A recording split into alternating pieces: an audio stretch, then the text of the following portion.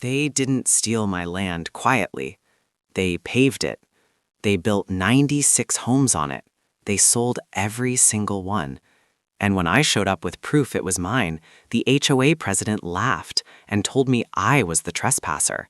So I did the one thing she never expected. Nothing. My name is Dakota Flint. I'm not rich, not powerful, and definitely not flashy.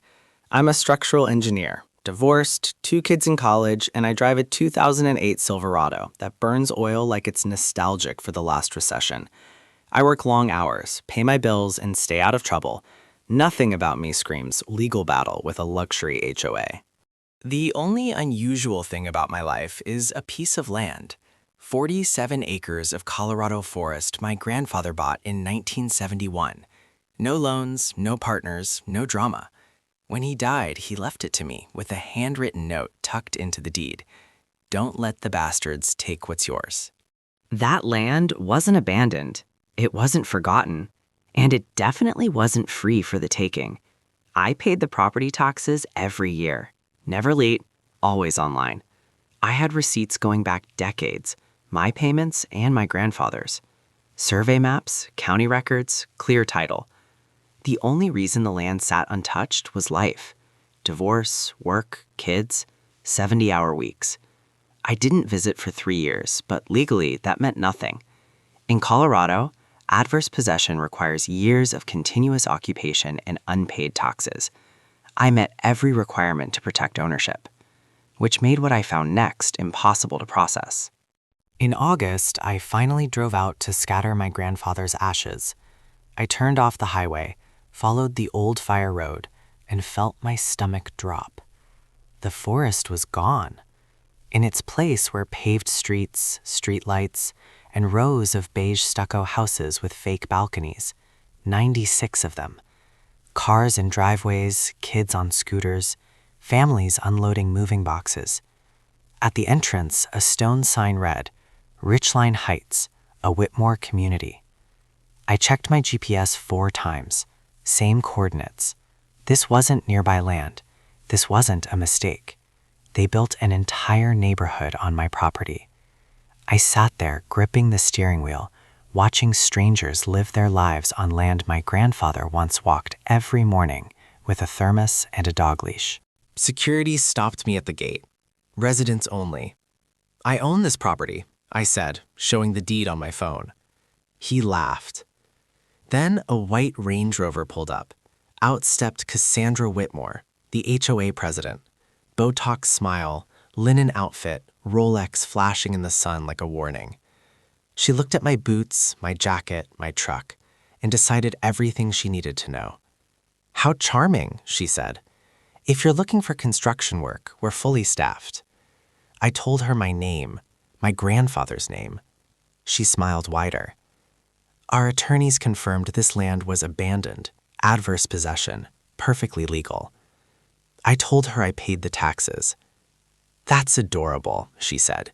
You know just enough to be dangerous. Then she dropped the threat. All 96 homes are sold. 16 million in pre-sales. Families move in next month. If you keep trespassing, I'll call the sheriff. She photographed my license plate. People like you, she whispered, don't win against people like us. I went home shaking, angry, humiliated. Every instinct told me to stop construction immediately, file injunctions, make noise. Instead, my lawyer said something that changed everything. Let them finish. If I stopped construction, the developers would declare bankruptcy, drag innocent families into years of lawsuits, and bury me in legal chaos. But if I waited, if I let them spend millions, if I let them sell what they didn't own, then I wouldn't just own land. I'd own 96 completed houses. Fraud that big doesn't get forgiven. It gets punished. So I did nothing, and that terrified them. For months, I drove by quietly.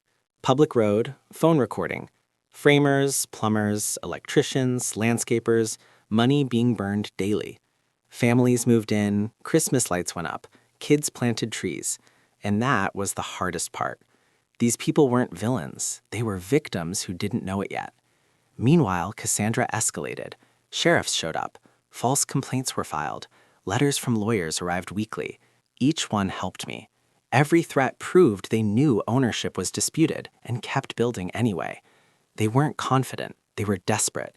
And desperation leaves fingerprints. Then Cassandra crossed a line she couldn't uncross. She posted my name and photo in local groups, calling me a stalker, a threat, someone making families feel unsafe. My daughter texted me asking if I had been arrested. My son asked if I was going to jail. My job put me on leave. Someone spray-painted pervert on my garage. I wanted to fight back publicly, defend myself, explain. My lawyer stopped me. Silence is power, she said. Let her destroy herself. Every post, every share, every lie, documented. This wasn't just a property case anymore. It was defamation, harassment, intentional damage. Cassandra wasn't winning. She was panicking. January 12th, Federal Court. Cassandra arrived confident, smiling, surrounded by lawyers. She looked at me like this was a formality. Her attorney argued abandonment, adverse possession, good faith development. Then my lawyer stood. She didn't raise her voice. She didn't rush. She placed one document on the table, the original 1971 deed. Recorded, valid, unbroken chain of title, with 50 years of tax receipts attached. The courtroom went silent. The judge flipped pages slowly, then looked up. "Miss Whitmore," he said, "you sold property you did not own." Cassandra's face drained of color.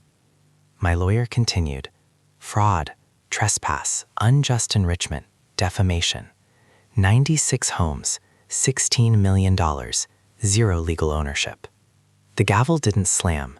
It didn't need to. The case was already over. Construction loans froze. Sales were voided. Title companies panicked. Whitmore Development collapsed within weeks. Criminal investigations followed. Investors sued.